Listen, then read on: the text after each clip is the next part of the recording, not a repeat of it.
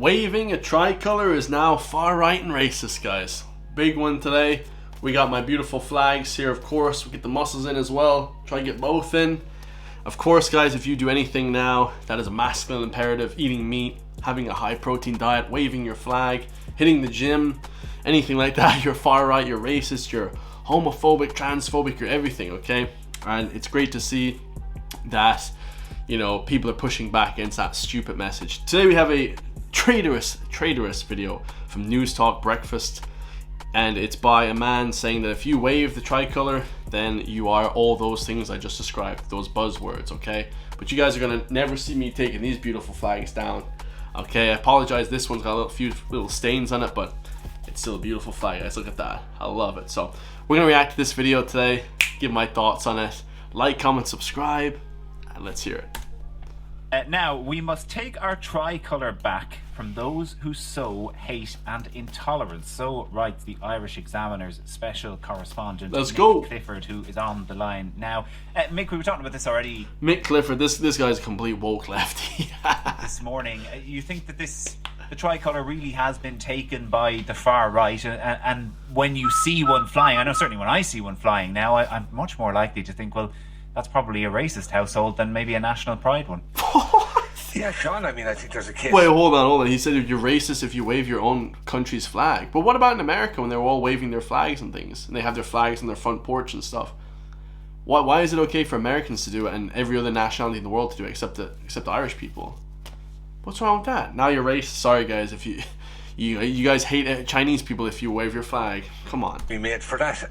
It really came home to me first there last month. I think it was. There was a major demonstration and rally march in Dublin city centre, and yes. I noticed, I was down at it, and I noticed that cheap tricolours were on sale around the place. I've never seen so many tricolours in a gathering like that, not even, for instance, at an Ireland soccer match or whatever.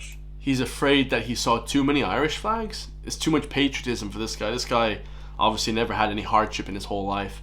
You know, if he thinks it's too much patriotism. Yeah, shout out to the guy who was selling them. I believe his name is Damo and Ivor. It's like a comedy sketch. And he was selling them. He was giving them out for free, I think, as well. He's selling them as well. So very cool to see that he was, you know, selling flags at that rally. You know, good to see people standing up for what they believe in. Patriots. No, you know, you have to put things a small bit in context. There was a very large march, and I have absolutely no doubt that among them was a cohort, possibly a large cohort, of people who are simply disaffected with politics as usual, and particularly issues like housing and that.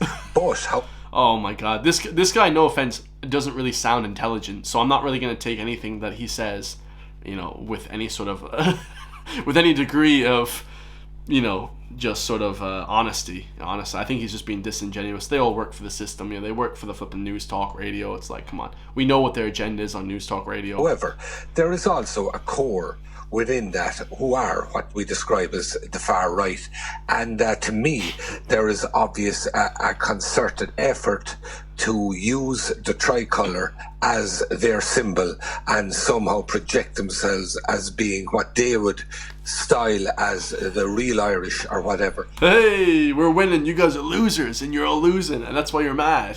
Let's go. I'm just gonna wave this flag the whole time. Come on. But I think it's really a misappropriation of the flag, and it's most certainly does not represent the majority, if not the vast majority of people, and it's a complete misuse. Of course, the other element to it is actually the vast majority of people. There was 70,000 people, 55,000 people at that rally for the aggregate number, and yeah, a lot of people, most people that I talked to in the whole country, everyone, even other nationalities in this country, all agree with that message.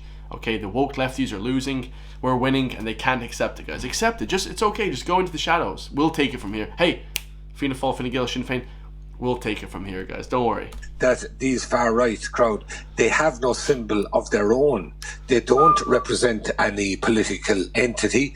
They don't have any policies other than direction and hatred towards immigrants. So therefore, the tricolour would be the handy thing to misappropriate rather than come to represent something coherent or what they claim to be offering an alternative view of society. This guy is speaking about coherency. and he can't even speak the English language properly. I'm sorry, sir. Go back and speak that Queen's tongue somewhere else, alright? I'll speak the language that I want to speak, alright? Cunnis tatu, you scumbag. Bog Mahone. You've compared it in your piece to the Provos in the 70s and the 80s. Is there a little bit, though, of a failure to establish maybe an identity to the tricolour in the meantime? I mean, other than, like you say, maybe at a football match or something like Italia 90, like, we don't have something to rally around as the tricolour in the way that maybe some other countries would. Yeah, I think that's fair. And you mentioned the Provos, and I mentioned that's true. And a lot of people, including people like Roddy Doyle, mentioned that the 1990 World Cup, a time when the tricolour really came into its own, as far as the vast majority of people were concerned. It was nearly like reclaiming it. And yeah, that's always been the way, really, that unlike, for instance, Americans and what have you, we've never used the flag as that kind of symbol of pride or whatever. And there would... It is a symbol of pride. Not the fake pride that they have this month. June is the fake pride month. What about family month, guys? What about singles month? What about family month? What about, doing a month like that? No. To the veterans, they give one day in America, and then for the whole month of Pride, they give a month. Ridiculous, guys. Father's Day was yesterday. It was only one day. We could have a family day that could last a month. Why does Pride have to last a month? Okay? No, guys, I'm going to wave this flag freely, like the Americans do, for Pride.